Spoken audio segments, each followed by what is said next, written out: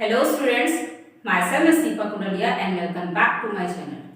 So, आपका topic चल रहा है adjustment of reserves and accumulated profits. Okay, तो लास्ट क्लास में मैंने आपके साथ एक क्वेश्चन डिस्कस किया था. आज भी मैं इसका एक क्वेश्चन कराऊंगी, देन 2-4 और लेक्चर्स दूंगी इसमें एंड देन आपका ये टॉपिक कर दूंगी क्लोज. ओके, तो टाइम वेस्ट नहीं करते हैं, हम स्टार्ट करते हैं अपना क्वेश्चन. देखते क्वेश्चन में हमारा क्या लिखा गया है और हमें क्या क्या फाइंड आउट करना है. बट वीडियो स्टार्ट करने से पहले मेरे चैनल को लाइक शेयर सब्सक्राइब करना ना भूलें and don't forget about the bell icon. Okay, see question number 29. A B C and D आपको 4 पार्टनर्स गिवन दिए हैं और इनका ओड रेशो दिया है 1:2:3:4. अब यहाँ ये बोला गया है डी हो गया रिटायर, मतलब डी चला गया फर्म छोड़ के, तो जो इसका शेयर था वो ए एंड बी क्या ले रहे हैं, इक्वली ले रहे हैं. ओके, तो अब यहाँ बोली है goodwill was value at 3 years purchase of average profit which were ₹20,000. ये आपकी नई गुडविल दी है. एवरेज प्रॉफिट मेथड्स के बेस से हमें निकालनी है फर्म की गुडविल, और जहां फर्म की गुडविल आ जाएगी वहां हमारे रिटायरिंग पार्टनर का शेयर भी आ जाएगा एंड देन हम उसकी एंट्री पास कर देंगे. ओके, उसके बाद हमने देखा तो पुराना जनरल रिजर्व एक बैलेंस शीट में शोन था 65,000 का. तो टॉपिक ही हमारा रिजर्व्स एंड एक्यूमुलेटेड प्रॉफिट वाला है, बट इसमें हमारी फर्म की गुडविल भी गिवन है. इट मींस न्यू गुडविल की भी एडजस्टमेंट गिवन है. तो दो टॉपिक को कंबाइन करके ये क्वेश्चन दिया गया है. तो अगर पुरानी बैलेंस शीट से कोई भी क्वेश्चन, कोई भी रिजर्व्स या कोई प्रॉफिट्स या फिर कोई लॉसेस गिवन होते हैं, तो रिजर्व के लिए हम क्या एंट्री करते हैं, reserve fund account debit, general reserve account debit to old partners capital account in old ratio. तो इस जनरल रिजर्व के लिए भी हम क्या करेंगे, ये जो 65,000 का आपके बैलेंस शीट में गिवन है, इसकी भी एंट्री हो जाएगी general reserve account debit to old partners capital account. तो ओल्ड पार्टनर्स आपके कौन कौन है, A B C and D. तो to A's capital account, to b's capital account, to c's capital account and to d's capital account. अब किस ratio में, old ratio. Old ratio कौन सा आपका 1:2:3:4 एंड 4. ओके, तो 65,000 को हमने इस ओल्ड रेशो में बांट दिया 1, 2, 3 एंड 4 में. तो 6,500 for A, 13,000 for B, 19,500 for C and 26,000 for D. Okay, तो ये पहली एंट्री तो हमारी हो गई कंप्लीट. हमेशा अगर आपकी पुरानी बैलेंस शीट की कोई आइटम्स गिवन है तो सबसे पहले एंट्री उसकी होती है. ओके, उसके बाद हम देखते हैं कि पार्टनर एडमिट हुआ है या रिटायर हुआ है. तो एडमिट हुआ है तो एडमिट के अकॉर्डिंग हम गुडविल की एंट्री करेंगे, और रिटायर्ड हुआ है तो रिटायर के अकॉर्डिंग हम गुडविल की एंट्री करेंगे. Now you are required to record necessary journal entries to record the above adjustment on D's retirement. You are also required to prepare his capital account. मतलब हमें D का capital account भी prepare करना है and to find out the amount due to him when his capital, कितना balance बचता है उसकी कैपिटल में, हमें वो शो भी करना है. ठीक है, उसके बाद balance in the balance sheet was ₹1,50,000. तो ओल्ड पुराना कैपिटल दे रखी है डी की 1,50,000. तो before any adjustment also calculate the new profit sharing ratio. हमें न्यू प्रॉफिट शेयरिंग रेशो भी कैलकुलेट करना है इस क्वेश्चन में. ओके, अब देखिए आपका ये तो हो गई जनरल रिजर्व की. दूसरी एंट्री करनी है हमें गुडविल की.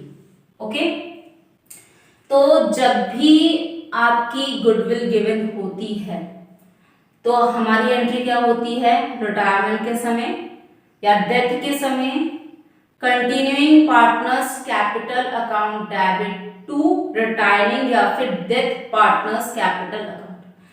तो कंटिन्यूइंग पार्टनर हमने लिए यहाँ सिर्फ A and B. A's capital account debit, b's capital account debit and retiring partner आपका डी है तो to d's capital account. But what about C, C भी तो आपका है रिटायर कंटिन्यूइंग पार्टनर, बट हमने सी को नहीं लिया है. क्यों, अब देखिए क्योंकि जब डी रिटायर हुआ, डी ने अपना शेयर किसको दिया, अब सिर्फ ए एंड बी को दिया और ये किसमें, इक्वली में दिया। ठीक है, मतलब ए एंड बी टेकन अप कर रहे हैं डी से उसका शेयर इक्वल रेशो में। तो सिर्फ दो ही पार्टनर टेकन अप कर रहे हैं, तो हम सिर्फ दो ही पार्टनर को मानेंगे कि वो कंटिन्यूइंग पार्टनर है, सी नहीं है। ओके, तो ये आपकी ट्रिक होती है पहचानने की, क्वेश्चन को सॉल्व करने के लिए। और यहाँ क्या बोला है, ये इक्वल ही हो रहा है ना, तो इक्वल ही आपका क्या हो जाएगा, गेनिंग रेशियो। सिंपल। अब आते हैं इस अमाउंट की 24,000, ये जो बी का शेयर निकला है 24,000 निकला है, एंड इस 24,000 को हमने इक्वल रेशियो में बांटा, it means 12,000 for A and 12,000 for B. वो कैसे बांटा है, नाउ देखते हैं। क्योंकि आपका इस गुडविल, ये 3 साल की जो है एवरेज प्रॉफिट के बेस से जो गुडविल निकलनी है, उस गुडविल में से डी का शेयर निकलेगा। उस शेयर को जो आया है आपका ये 24,000, यहाँ देखिए 60,000 आपका आया है, 20,000 इंटू 3 60,000, 60,000 का शेयर कितना है आपका 4 है, 1:2:3:4, तो 4 आपका किसका शेयर है, डी का। तो 60,000 का 4 निकाला, आपका आ गया 24,000। Okay, simple simple. आपको एवरेज प्रॉफिट गिवन है और 3 साल की आपको गुडविल निकालनी है, तो 20,000 इंटू 3, ये आ गई आपकी फर्म की गुडविल। अब फर्म की गुडविल में से किसका शेयर निकाल दिया आपने, रिटायरिंग पार्टनर का, आ गया आपका 24,000। इस 24,000 को आपने किस रेशियो में डिस्ट्रीब्यूट करना है, गेनिंग रेशियो। अब ये हमें कैसे पता चला, ये यहाँ पर ए एंड बी आपका टेकन अप कर रहे हैं सिर्फ इक्वल रेशियो में। ओके, तो ये इक्वल जो रेशियो गिवन है वही हमारा क्या कहलाएगा, गेनिंग रेशियो। Got it. अगर ये लाइन नहीं दी होती तो हम क्या करते थे, जो रिटायरिंग पार्टनर था उसको हटा देते, उसमें से जो भी इंक्लूडिंग सी भी इन्वॉल्व होता, क्योंकि यहाँ आपका ए बी सी तीनों है, तो हमारा रेशियो क्या बनता, 1:2:3। Got it. तो इस पॉइंट की वजह से हमें पता चला हमारा गेनिंग रेशियो भी इक्वल ही है, और सिर्फ दो ही पार्टनर कंटिन्यू कर रहे हैं, सी कंटिन्यू नहीं कर रहा है। मतलब इसमें आपके जो शेयर की बारी है डी की शेयर की, वो सिर्फ दो ही टेकन अप कर रहे हैं, सी आपका टेकन अप नहीं कर रहा है। Got it. तो ये तो था आपका एंट्रीज। अब एंट्रीज तो हो गई, अब मैं आपका डी की कैपिटल फाइंड आउट करते हैं हम, क्योंकि हमें निकालना है ये D's retirement. You are also required to prepare his capital account. तो ये कैपिटल अकाउंट आप फाइंड आउट करते हैं। Now move on D's capital account. See D's capital account, देखिए हमें सिर्फ एक ही का कैपिटल अकाउंट बनाना है, तो हमने पर्टिकुलर रुपीस लिया। अगर हमें सबका बनाना होता तो हम सेम पर्टिकुलर ABCD ये करते हैं। ठीक है, हमें सिर्फ डी का बनाना है, तो हम डी से रिलेटेड इंफॉर्मेशन देखेंगे। सबसे पहले डी का ओपनिंग बैलेंस क्या है, 1,50,000, तो बाय बैलेंस BD 1,50,000। फिर जनरल रिजर्व में से कितना शेयर था डी का, 26,000। उसके बाद एक और एंट्री हुई थी, A's capital account debit, B's capital account debit to D's capital account.